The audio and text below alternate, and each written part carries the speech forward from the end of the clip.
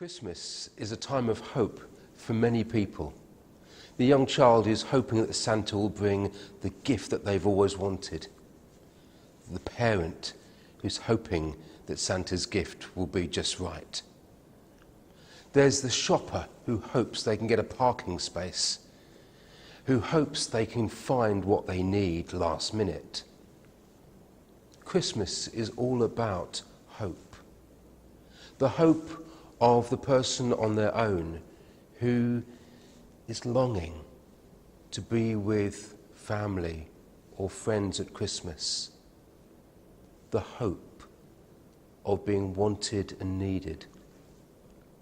Hope is a powerful thing. We all need hope in our lives. And I want to tell you about a story about a guy called Brian. Brian needed hope in his life because his life was a mess. Brian had found himself as a young man full of anxiety and fears. He wound up in prison, and the turmoil inside him just got worse. He would go to sleep and still toss and turn because there was no peace inside. He wondered whether life would be any different. He decided he would pray, and he said to God, well, he didn't really say to God. He started to talk to himself, hoping that if there was a God, a creator, he might listen to him, but why would he? He was a prisoner. Well, this continued, and Brian wondered to himself, am I going mad? Am I just talking to myself? Is anyone there? Often, Brian would find he couldn't sleep. And to muffle the screams of the heroin addicts in the prison, he would put the pillow over his head. And increasingly, he found he was going deeper and deeper into himself, longing for the day when he would get out of prison, longing for the day when he could just go for a walk, go for a meal, spend time with his friends, just ordinary things that people take for granted. He longed for those things. Those were his hopes. And then one day, something changed. One day, Brian decided he would pray out loud. He said, God, if you're real, come and give me peace. At first, nothing happened, and he thought, I must be going mad. But then, that night, something happened. Suddenly, in his prison cell, there was a presence, a warmth, a love that he'd never known. And as the hours went by, his anxieties and his fears started to subside. He had the best night's sleep he'd had in years and years. He woke up knowing that this presence was real. He hadn't just made it up. Something had changed. He had changed.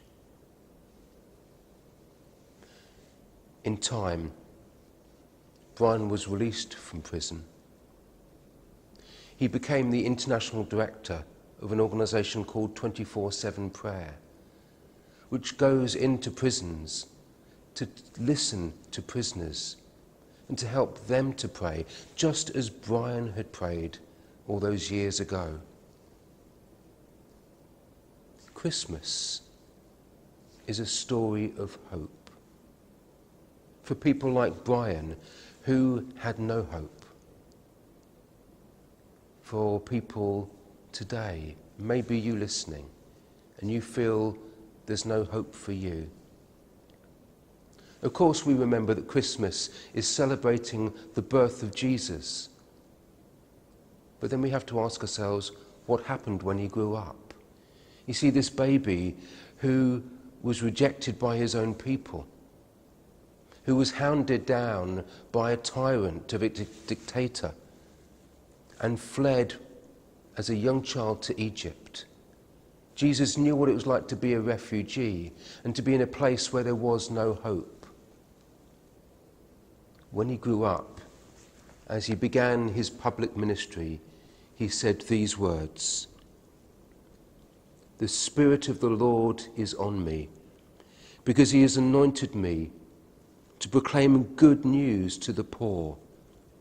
He has sent me to proclaim freedom for the prisoners and recovery of sight for the blind, to set the oppressed free and proclaim the year of the Lord's favour." I tell that because those words of Jesus was about setting prisoners free.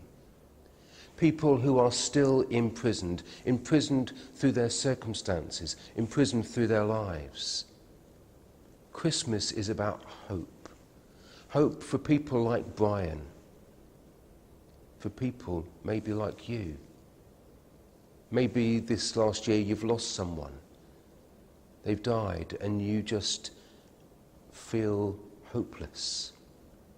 Maybe you've lost your job or your health.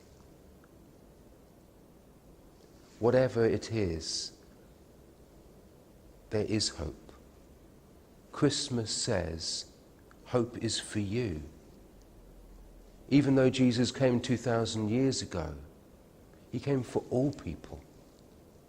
Not just for a few religious people, all people. Luke's gospel describes him as the saviour of the world. That means our world, your world and mine. He comes to us to set us free from the things that trouble us. He comes to give hope and peace where we don't have any. So I wonder, how will you spend Christmas? Maybe you'll spend it with family and friends. Maybe you'll get to unwrap the present that you wanted. Maybe you'll get the parking space you wanted. But in all of that, remember, Christmas is about hope. Hope for Brian, hope for me, and hope for you.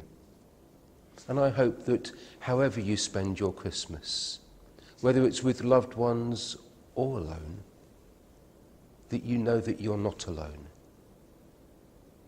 That Jesus is only a prayer away.